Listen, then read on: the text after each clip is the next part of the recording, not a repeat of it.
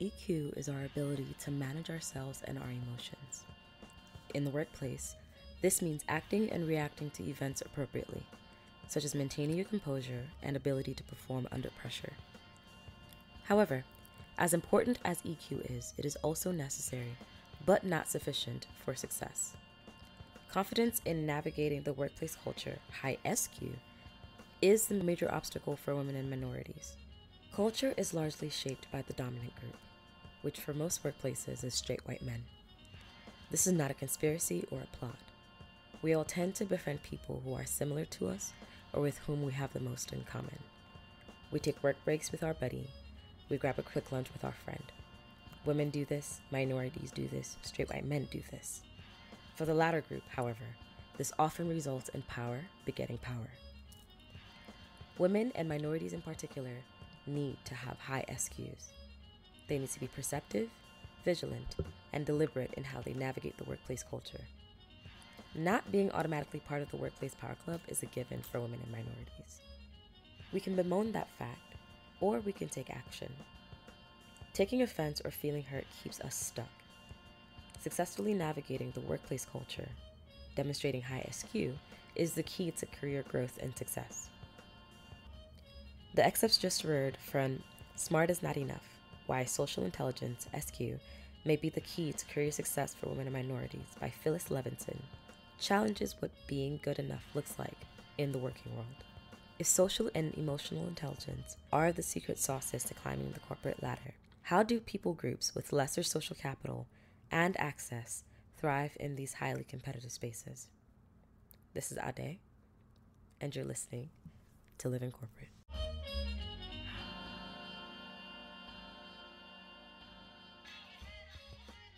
So today we're talking about social and emotional intelligence. Yeah, so I know you gave the definitions in your intro, but when I think of definitions for these terms, I think of it as emotional intelligence being your ability to understand and manage yourself, whereas social intelligence is your ability to understand and manage the relationships around you. That's about right.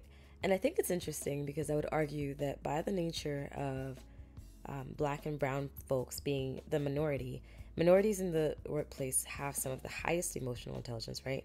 I mean, I know I'm always thinking about how I'm going to come across, how to speak, how to phrase my questions, both in email and in person, and, not live up or down to some stereotypes and come across as angry. And I'd say that's pretty common. I think the code switching speaks to this phenomenon the most. The fact that we change our voices with the hopes of being accepted and making others feel more comfortable with us speaks to a certain level of emotional intelligence, no? No, I absolutely agree. And look, I don't think we're saying that minorities don't need help in better developing and honing their emotional intelligence. But it is me saying that you don't often see minorities in the corporate workplace with emotional outbursts. In your experience, how many times have you seen someone that was not white just completely lose control at work, Ade? Never. And I definitely get your point. Your point is well taken. But to me, the social intelligence part is a huge hurdle.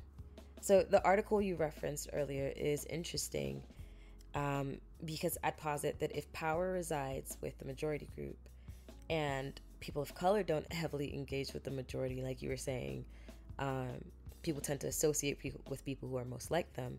How do we learn how to navigate those spaces?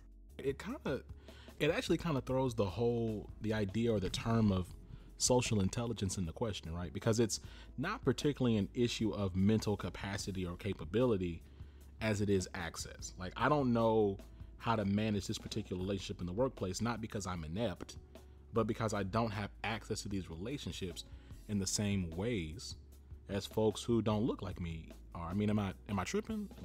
Am I onto something? I do think you're onto something.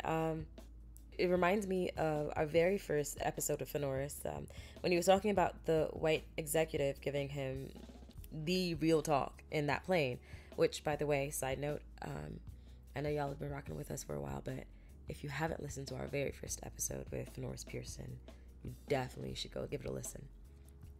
Back to reality, Fenoris was saying that it is essentially obvious when his Black colleagues were trying to mimic behavior and mimic a culture that isn't necessarily theirs, and it built more distrust than not, ironically.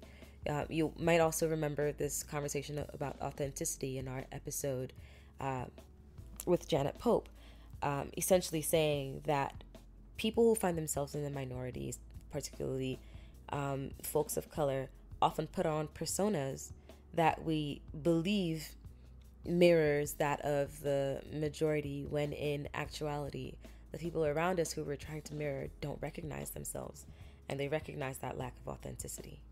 Right, and that's not really our fault. Like I said before, we don't have access because historically we haven't been allowed access. We're just not really engaging in these spaces in force. It's only been, 50 years since the last civil rights bill was passed? So it's been like a pretty short run. The point is, because of the way the corporate America is set up, we have to have skills that extend beyond the X's and O's. It's not just critical for our growth, it's really needed for our corporate survival. Right. And you know what? It would be great if we could, at some point, over the course of this season, be able to speak to someone who's a bit of a subject matter expert on social and emotional intelligence. Maybe someone with outstanding communication, conflict resolution, and interpersonal skills. And I would feel really comfortable, even more comfortable, maybe if they had maybe 20 years of experience as an instructional designer, corporate facilitator, and meeting host. And just to put some nice little icing on top, if they were actually responsible for the coaching and professional development of executives for an international consulting firm, I might just faint. Oh, you mean like our guest, David Foster? What? Sound man, you know what it is. Put them right there. Let's go. It's never going to fail to make me laugh. All right, so next up, we're going to get into our interview with our guest, Mr. David Foster. Hope y'all enjoy.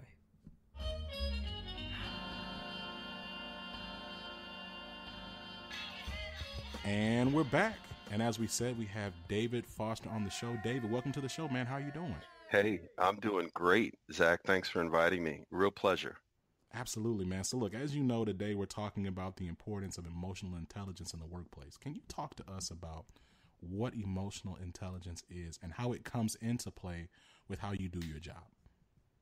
Yeah, so a couple things. I work as a facilitator in Capgemini's accelerated solutions environment. Despite the fact that we're a technology company, we're really in the people business. And, what we specialize in the ASC is helping people get aligned really quickly, helping them make decisions, and helping them come up with really innovative solutions to really wicked, challenging problems. And that's not something that you can do without having a high degree of emotional intelligence. As a facilitator, I'm typically at the front of the room. And for me, it's not really about presenting myself as an expert as much as it is shepherding people through our process. So emotional intelligence for me is something that I have to pay real close attention to. When I think about it, there are a couple of pieces to emotional intelligence. You've got the idea of just perceiving emotions. And so for me, when I'm in front of an audience or a client group, it's about trying to understand where they are emotionally. And a lot of times we're dealing with really charged topics. So understanding what position they are on that roller coaster is really important, and that's the other part of it, is like understanding emotions. So you can perceive them and you can feel them, but you have to be able to interpret them a little bit, a lot of bit, that helps you decide what questions you need to ask, or helps you decide how you might shift the focus of a session, or how you might even capitalize on the emotions that you're perceiving. For me in my position, it's about managing that emotion sometimes. And I'm speaking not only about the client and about the audience, but I'm speaking about myself as a facilitator. Look, we're all human. You know that, Zach, right? Like, we're all human beings. And when you're standing up in front of a group, or even if it's one-on-one, the emotion that comes off of someone or someone's, you feel that, right? And so sometimes it's about not only managing the emotion that's coming from folks, maybe it's questioning, the origin of it, or where it's coming from, but it's also understanding what it's doing to you, because it can certainly either trigger your emotions, It might put you in a position where you end up feeling some emotions, based on empathy with a group, but managing those emotions is key. And then it's really about using emotions. So if I think about those four things, like perceiving and understanding, managing, and then using, and when I say using, it's not, you're not trying to take advantage of folks in terms of using emotion, but you're looking at and perceiving those emotions, understanding them, and trying to figure out, okay, how best can we tap into this to help us achieve our goal? So if there's energy and intent to do something, how do we make sure that we put people in a position so that they can do that?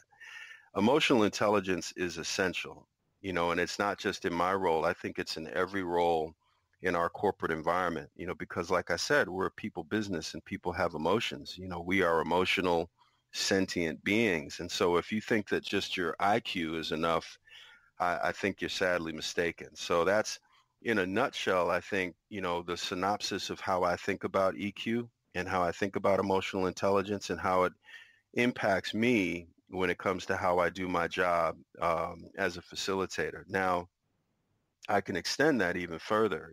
There are lots of touch points where I'm not only interacting with colleagues or I'm interacting with clients in different ways, and emotional intelligence extends beyond just when you're in front of the room. It has to do with your interpersonal relationships in terms of how you work with others, how you contribute to a team, and how you ultimately can add value to an organization. So that's so intriguing. So have you had any situations where you've seen business relationships completely be broken by a lack of emotional intelligence? And if so, would you mind sharing a story? Yeah, you know what? Broken is like the end, but I think that there's a continuum. If you're not keen on, or at least focused on emotional intelligence, you can fracture relationships, you can damage relationships. So there's a whole lot that you can do outside of just breaking them. I just did a session this week, and it's really interesting. The guy that was one of the main sponsors of our session, the CIO, he's taken the DISC profile, and I have my own opinions about assessments. I think they're all information. I don't know if that truly defines who you are and how you are as much as it just gives you information to help you decide how you might proceed in terms of your relationships or in terms of your preferences. And this guy, he had taken the DISC profile, and so he characterizes himself as a driver. I'm just a high D. I'm a high D. And it's almost like he uses that as his lead into any sort of conversation, not to mention that he's also a lawyer by trade, and he's got a penchant for, winning arguments, no matter the cost. And he has a penchant for arguing and driving people very, very hard, no matter the cost. So here we are in this ASE session, and the way we work is we have large group stuff, and then we get into breakouts. And I always talk to my sponsors about, when you get into these breakouts, you want your people to do the work, and you want to almost sit back, and you want to ask more questions than give more answers, and you don't want to stand up and pontificate. Well, he took this opportunity. They were sharing some information about a particular work stream, and he took this opportunity in front of, a small group of folks to run up one side of this person and down the other, basically asking a lot of pointed questions, creating an argument, trying to win an argument about why certain work hadn't been done, right? And what I saw happen was not only did that change the tone and the tenor of the breakout, but it also changed the tone and tenor of their relationship for the rest of the session, where this person who had been on the receiving end of these very pointed and very argumentative sort of, interjections, almost shut down, right? And you don't want to do that. And I think about that specifically in the session, seeing that, but I was wondering, man, what is it like every day to work with this person if that's what you have to deal with? And I actually pulled her aside to check on her and said, are you doing okay? And she said, that's my everyday. And so when you think about that, here you have this leader who is, putting out front the idea that because I'm a D, because I'm a high driver, I almost don't have to pay attention to how what I do and how what I say impacts the folks that I'm saying it to, because he can hold that shield up in front.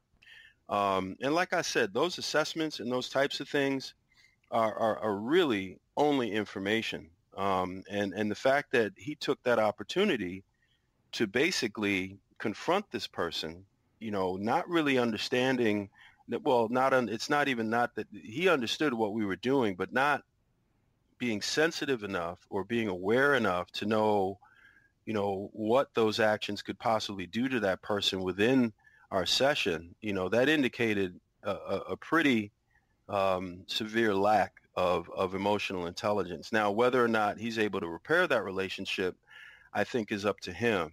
Zach, I've got, and we've talked before about leadership, and we've talked before about, how to lead and right. different styles of leadership. And I think EQ is like a really important arrow in the quiver. It's just one thing, and having a high degree of emotional intelligence allows you to not only be self-aware, but it also allows you to be flexible, right? If you're focused not only on the things that are triggers for you, your own emotions, that's part of it. You have to pay attention to the other emotions, and you almost have to, you have to be flexible, and you have to be able to adapt your approach, and you have to be able to adapt how you communicate based on the emotions of the other folk in the room, not just yours, but others. And it was a pretty charged conversation. He had some things he wanted to get out, but there's a way of communicating that so that you don't, like you said, break or damage a relationship. And just to extend the story further, I had a confrontation with him. We have this thing in the ASE called proposals where, people put proposals in front of a group of judges to, what does the way forward look like? Take your best shot, right? And so we have the judges, and, he wanted to be a judge. And I told him, I said, I don't know if that's a good idea. I said, based on your closeness to the problem, based on your position in the organization, and based on what I observed, based on how his interactions could change the tone and tenor of conversations, I advised him against it. And he didn't push too hard on that. And he said, well, how do the judges work? I said, well, they develop criteria. And he said, I want to be part of that conversation. And I stopped him and I said, what's your interest? Right? And he said, I want to make sure that my opinions are represented. And I proceeded to lay it out for him. I said, look, ASC sessions are a chance for you to let the people in the room own the work. And it's a great chance for leaders to watch your people work. You got some smart folks here, and you almost have to trust that they're going to come up with the right criteria, et cetera, et cetera. And Zach, we went back and forth. Really? And talk about emotional intelligence. At that point, I have to know what my triggers are, right? So I could have gotten into this back and forth argument, but I have to remember my role. My role is a facilitator, right? I can't really hold a position. And I told him that. I said, I'm not going to hold a position. As a matter of fact, I'm not going to argue with you. I said, I've laid out the risks. I've told you what could happen if you involve yourself in this conversation.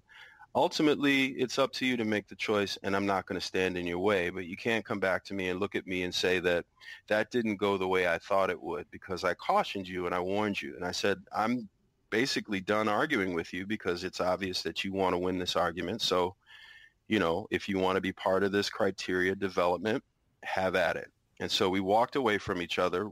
Relationship wasn't broken, still respected me as a facilitator. And as we're getting back into the main space, because we were pulling people together to get them ready to do this assignment, he stops me and he says, I've changed my mind. I'm not gonna be part of it. I said, okay. And so I proceeded to set up the assignment, send people out, and then I found him. And I said, would you mind telling me what changed your mind? And he said it was ego. He said that conversation between you and I was all about ego. And he said, I have to be better about managing my emotions, and I have to be better about managing my ego. And sometimes I need to exercise a bit more humility.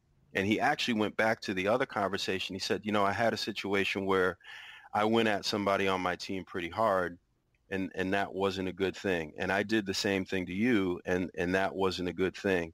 So in that small little microcosm, you had somebody who was on the one end, really not aware, like maybe self-aware, using the DISC assessment as his form of awareness, but not aware of how he was behaving would impact others, right? Really not understanding the emotions that he was generating based on how he was interacting. And the pendulum actually swung for him. So I don't know when it happened, how it happened. I don't know if I had anything to do with it. Maybe it was just the switch flipped and he was, all of a sudden he had the ability to say, you know what, I really need to take a step back and look at how my behavior and how I'm managing my emotions and how I'm using my emotions is actually impacting others. And I think that's an important point. And I'm sorry to just prattle on, but emotional intelligence is a skill. It's something that you can develop. It's something that you can learn. And a lot of times, one of the ways we learn is by reflecting, self-reflection on the situations that we've been presented with, how we've responded, how we've behaved, and how we might change or how we might do things differently. As you know, our show focuses on people of color in the workplace, like their experiences and perspectives, and really having authentic discussions around that idea and around that identity. Yeah. So I would posit minorities have more pressure to be self-aware by the nature of them just being minorities, by the nature of them being right the smallest group in the space. There's pressure, or there's an expectation that we just need to be more self-aware. So what advice would you give to a people group who's already aware that they are the minority when it comes to growing and developing emotional intelligence? Yeah, you know what? We could. How much time do we have, man? So I think about that a lot, and maybe some historic context here. This idea that because we have been so excluded as people of color from institutions of, call it whatever, learning, institutions of earning, social institutions. We've always been in positions where we've had to extend the olive branch. Or if I think about the middle ground, we're always crossing that middle ground. Do you know what I mean? Like we're always expected to reach further and reach farther because these institutions have been established before us and they weren't designed with us in mind. Right. And it's, if we want entry into them, we're the ones that have to make the choices and decisions about how to interact with people. It's almost like we have to present ourselves in ways that make it okay for people to accept us, right? Which is an emotionally charged conversation. And again, we could spend, 4, 5, 8 podcasts. It's an ongoing conversation, right? So I don't disagree with you. I think we have to be, as people of color and as a minority group within, you have to be extremely self-aware, number one, about your emotions, because there's a lot that can trigger you, and understanding what your triggers are and understanding intent behind what people say or how they interact with you, being able to manage your emotions. It's a skill you have to have. I would almost say, forget about excelling, right? Forget about the idea of being promoted or moving up in an organization. Just surviving. Right? So think about being on projects, think about being part of teams. How do you, as someone coming to this, already in a position where, people have perceptions of you, whether or not we're welcome, whether or not we're able to perform at the same level, how do you manage that and then still do your job? I think emotional intelligence is something that you absolutely have to have. Without that, this business will chew you up and basically spit you out. And it's not just EQ, Zach. It's not just emotional intelligence. It's almost like you have to have some social awareness. You know what I mean? Like you have to have a lot of empathy. You've got to really understand, the organization. You know what I mean? You really have to know where you're working and who you're working for. And in that self-management, how to control yourself in what can be emotionally charged situations, it's critical. The only way that you're going to succeed, is if you have a strong sense of social EQ, or social IQ and emotional intelligence. I read something, this guy, Daniel Goleman, which, his model of emotional intelligence is one that's been around for a really long time. He said IQ is only 20% of it, right? EQ is 80%. And I'd offer that social IQ is key. So I don't know if I answered the question completely. I'll get back to the advice. The advice I would give to folks is, you want to position yourself with mentors who have been successful navigating this organization. They haven't moved up into leadership positions by accident. There's something that they're doing right. And whether it's, that they have a highly evolved sense of self, or they have a really highly evolved ability to perceive social and emotional situations, you want to find mentors who can actually coach you on how to navigate some of these situations, because they're going to repeat themselves, and if you get good at handling them, I think that is what positions you to do well in this organization. Now, that doesn't change the fact that there's some messed up stuff that goes on out there, right? There's some stuff. I mean, let's just be real. We have to deal as people of color, as the minority group in an organization. There are some folks who, quite frankly, may not care whether we succeed or not, right? And that's just the reality. Mm-hmm. And part of what we deal with, I think, is, our ability to understand who's in the room, maybe the position that they're holding in terms of, does this person care about me as a person or not? Does it matter? Right? And then what do I do with that? Right? So that's my emotional intelligence, right? My ability to be reflective, my ability to notice my emotional self within a work situation, my ability to evaluate those situations and really begin to notice patterns, right? And then if you notice the patterns, you might start to see some opportunities for you to do something different. So you've given advice around what people of color and underrepresented groups in corporate America can do to really develop or continue to sharpen their emotional intelligence and their social IQ. I'm curious, what advice would you give to the C-suite regarding emotional intelligence and those who seek to be more ethnically inclusive and more welcoming, so that they can actually acquire or procure the talent that they're looking for from these ethnically diverse spaces? Yeah, that's a multifaceted conversation, right? I think, leaders that are looking to be more inclusive, first of all, you have to have a high degree of EQ, right? Your emotional, your sense of self needs to be very, very strong. You also have to, and within that sense of self, I think it's understanding your intent. Like, what's my intention?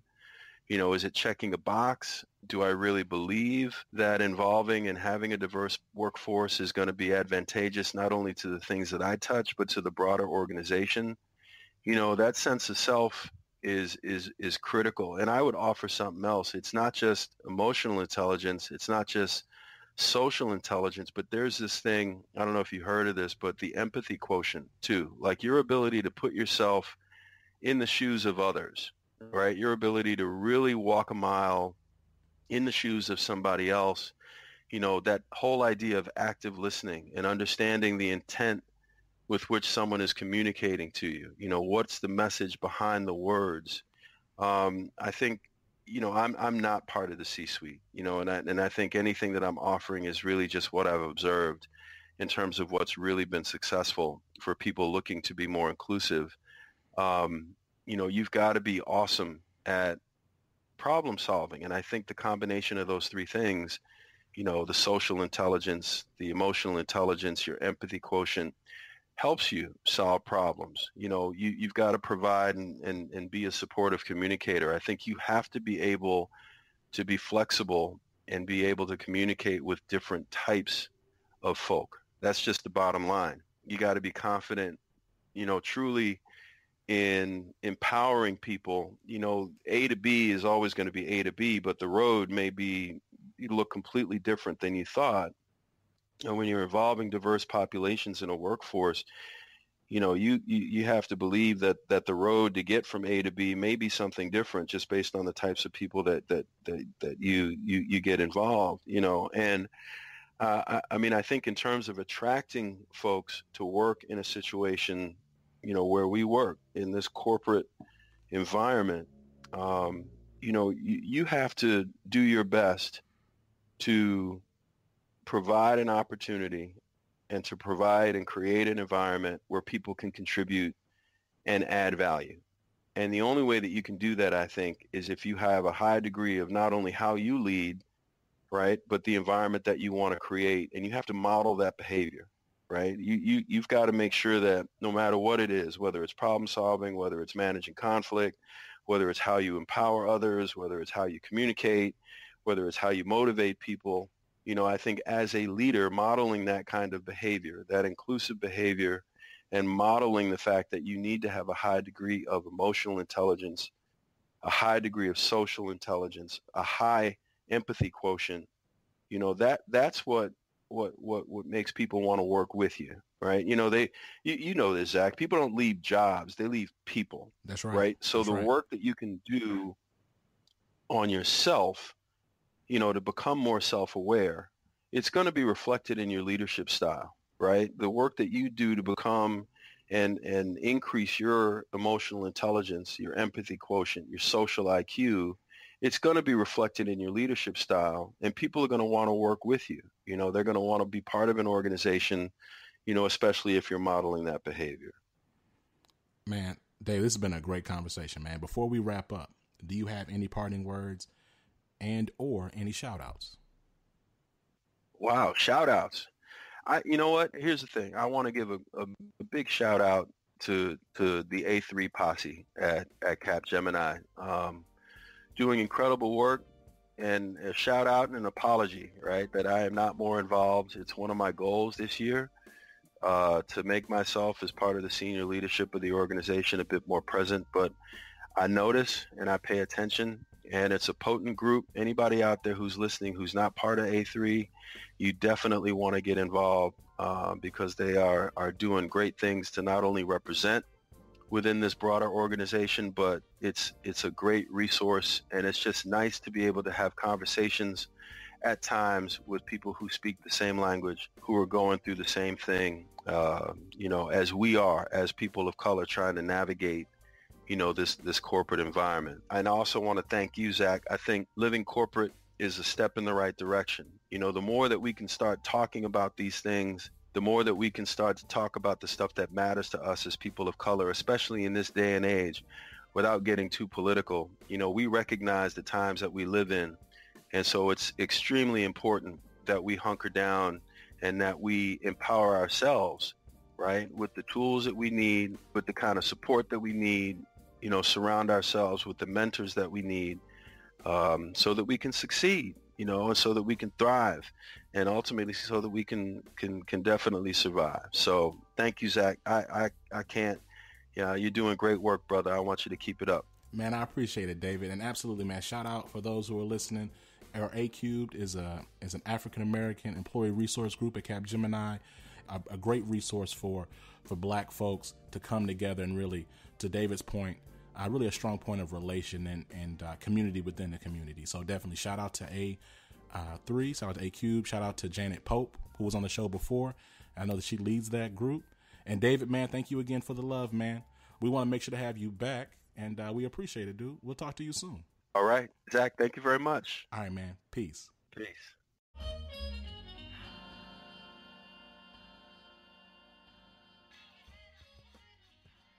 And we're back. Zach, that was a great interview. I really appreciated his candid tone and vulnerability. I also really appreciated his stories around facilitating and managing personalities as well. I'm just out here trying to manage myself, to be real. Right. In my experience in working with David, it's amazing to even just see it in action.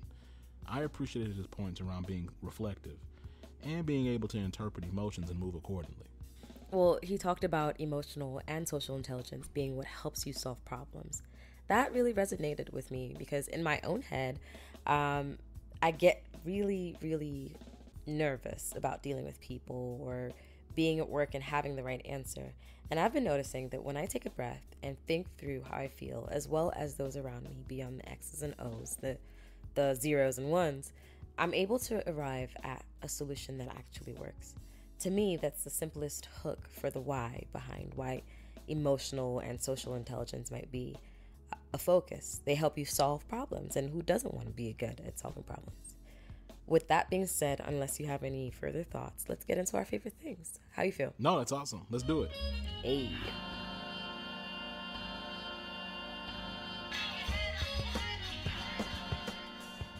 So my favorite thing right now has to be Deray Mckesson's book, The Other Side of Freedom. I was really excited when he announced the fact that he was almost finished with it. And so I pre-ordered it, and I've been waiting, and it dropped on my birthday, September the 4th. So I'm just excited to read it. I haven't really gotten fully into it yet, but I finished the intro, and I'm loving what I'm reading so far. And I can tell already that it's a favorite. So I'm confused. You said September 4th. Do you mean Beyonce's birthday? Beyonce? Her birthday? I mean my birthday. And listen, I've been on this earth long enough now to realize that, yes, it's B-Day. I get it. But, it's my birthday too, okay? Beyonce does not own the day. She does, because as you said, it's B-Day, not Z-Day, which, cool. You can have like September 5th or something, but September 4th is B-Day. So I guess you can rent September 4th. Okay. It's fine. We'll be nice. We might have the subtitle of the show be Happy Z-Day. That would be kind of funny. We might do that. Anyway, why not B-Day? Why don't we go ahead and go to your favorite things? How about that? All right. Okay, I'm going to stop frustrating you. All right, so my current favorite thing is this book called The Storied Life of A.J. Fikri. Now, it is purely a work of fiction. It is comedy, and it is drama, and it is a tragedy.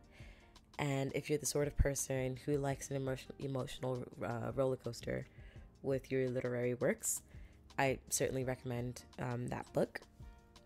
My second favorite thing, because I can never choose just one, it's this like nifty invention called a water bottle. I've been training for a marathon again, and I don't know how much you know about training for marathons, but they suck. The training sucks. The marathon sucks. I don't know why I'm doing this. Somebody help me. But water bottles have been saving my life so far. So there's that upside. Yay. Okay. Well, definitely shout out to the book and shout out to water bottles. My wife, she just recently toured Route 66. Hey. Yeah. And one thing I remember I told her, I was like, listen, make sure you have water. And she said, I will, in my water bottle. So yes, shout out to water and shout out to favorite things. And as a reminder, to see all of our favorite things, go to our website, living-corporate.com, and click faves. You'll see all of our favorite things for the season right there. Make sure you go check it out. Yep. And that's our show.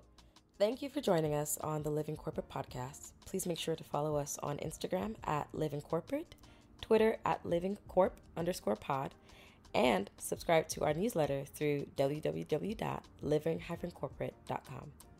If you have a question you'd like us to answer and read on the show, please make sure you email us at livingcorporatepodcast@gmail.com. Also, don't forget to check out our Patreon at Living Corporate as well. We're Living Corporate everywhere. That does it for us on this show. My name is Ade. And this has been Zach. Peace. Living Corporate is a podcast by Living Corporate LLC. Our logo was designed by David Dawkins. Our theme music was produced by Ken Brown. Additional music production by Antoine Franklin for Musical Elevation. Post-production is handled by Jeremy Jackson. Got a topic suggestion? Email us at livingcorporatepodcast@gmail.com.